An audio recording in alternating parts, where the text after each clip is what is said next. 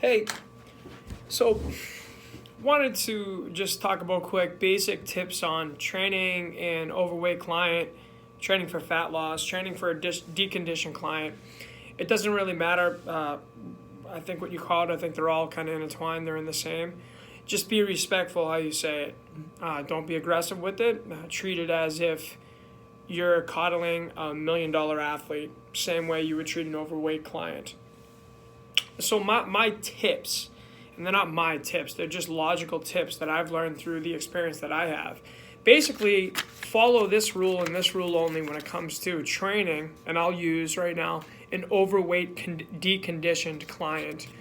Do no harm. Live by those words. So, and you'll see this through the videos. Number one, don't foam roll. Have your clientele, overweight clientele, deconditioned clientele, don't foam roll them.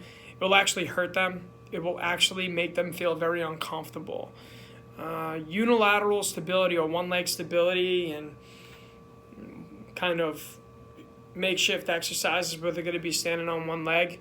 Those are all too, because it's going to also make them feel awkward. It's going to make them feel over-challenged in the initial game of fitness, and they lack general base of overall fitness, and so we want to make sure that we keep it simple and remove friction, remove impact.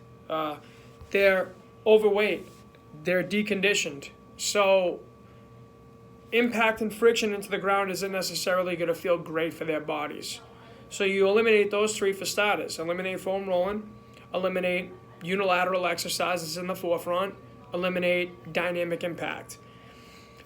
The best warm-up that you can perform for this clientele is a walk on a treadmill, light resistance on an elliptical, or laps around the gym for duration, for steady state cardiovascular work based off the technicality, because they need that capacity.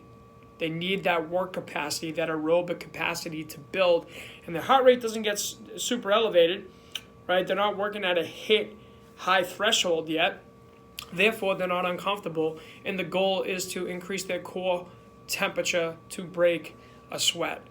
And then you'll see in the videos too, their basic warm-up, 5 to 10 minutes on a treadmill, some type of biomechanical plane mini band walk just to get their pelvis warmed up. So there's linear and there's lateral. 45 degrees might be too demanding on their pelvis. Then there's a band pull apart, so they're pulling a band apart in one of the videos to simply get their shoulders warmed up. And then medicine balls act as a fantastic tool for a total body warm-up.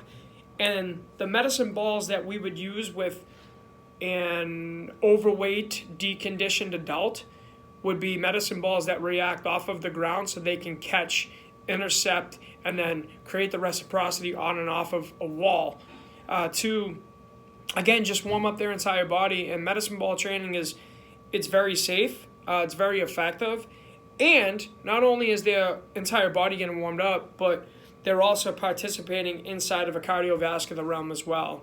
And then there's their training session, and their training session is basic strength movement, bilateral movement, 3 to 5 exercises, maybe a few more, that are paired up to create more general base of fitness capacity, and they're all safe exercises. They're squatting, they're pushing, they're pulling, but they're doing it either off of a higher surface or they're doing it off of a lower surface, depending on where their range of motion can go. And then to finish it off with cardiovascular work again, it goes back to that steady state activity. So their intensity would be the same as their warm-up. And I think to finish this, 4 to 5 minute video off is do no harm, keep the intensity low in the forefront, increase repetitions in the week. So week 1, 8 repetitions for everything. For cardiovascular work, maybe it's 8 minutes warm-up, 8 minutes conditioning. So that's 16 total minutes of conditioning. Week 2, it's 10 reps of everything, 10 minutes warm-up, 10 minutes conditioning. So conditioning has progressed to 20 minutes. And so on in week 3, 12, and week 4, 14. And then we would dive back and look into how we're going to progress the exercises to challenge the individual client.